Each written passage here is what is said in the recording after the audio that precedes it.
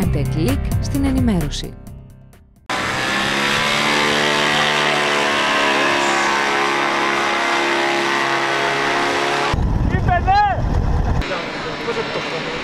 Πώς θα μπορούσε άλλωστε να αρνηθεί μετά από τέτοια πρόταση γάμου? Δεν έχω λόγια.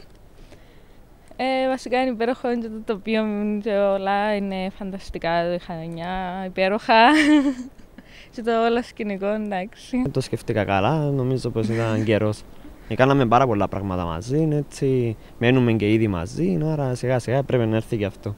Ο 23χρονος Κύπριος από τη Λευκοσία τα είχε όλα σχεδιάσει μέχρι και την παραμικρή λεπτομέρεια, 2 μήνες πριν το ταξίδι του στα Χανιά. Μου ζήτησε να πετάξω πάνω από το λιμάνι των Χανίων, που θα τρώει με την κοπέλα του, θα είναι για φαγητό δηλαδή, και να πετάξω πάνω με μια επιγραφή, πετώντας με το Αλεξίπτο Πλαγιάς, με αυτό που ασχολούμαι δηλαδή, και να γράφει «Θέλεις να με παντρευτείς» και την ημερομηνία που γνωρίστηκαν το ζευγάρι. Ο φίλος μου ο Γιώργος μου είπε την πρόταση που του είχε κάνει εκείνο το παλικάρι και εγώ ευχαρίστως δέχτηκα να του βοηθήσω να έχουμε περισσότερο φωτογραφικό υλικό και βίντεο και σίγουρα μια ξεχωριστή εμπειρία να βλέπω μια πρόταση γάμου από ψηλά. Μίλησα μαζί με τον Γιώργο και μου είπε αμέσως «Ναι, τέλειο, θα είναι τέλειο». Προγραμματίσαμε, εντάξει, λίγο ο καιρός μας τα χάλασε λίγο αυτές τις ημέρες. Σήμερα, δόξα ο Θεός, έκαμε καλό καιρό και νομίζω ήταν...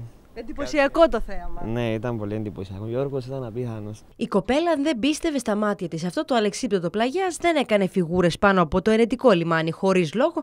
Το πανό που είχε κρεμασμένο τα έλεγε όλα.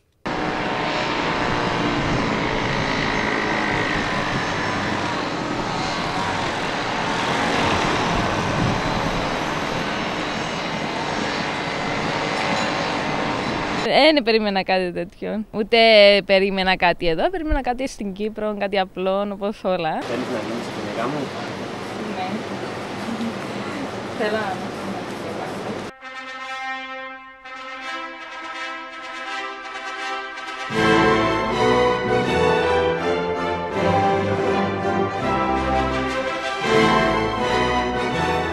Ο Γιώργος και η Ραφαέλα θα ενωθούν λοιπόν και με τα ιερά δεσμά του γάμου μόλις η 20χρονη τελειώσει τις σπουδές της στη νοσηλευτική. Όσο και τα Χανιά δηλώνουν ενθουσιασμένοι. Προγραμματίζουμε ξανά το επόμενο καλοκαίρι να ξανάρθουμε επειδή είναι μια υπέροχη πόλη. Για να πάμε και θάλασσα και όλα. Είχα ξανάρθει ξανά στο παρελθόν και τον έχω πείσει να κλείσει αυτό το ταξίδι. Υπολογίζουμε ότι του χρόνου θα ξανάρθουμε. Ο Γιώργος έβαλε τον πύχη ψηλά. Γι' αυτό όσοι πρόκειται να κάνετε σύντομα πρόταση γάμου, βάλτε τη φαντασία σας να δουλέψει.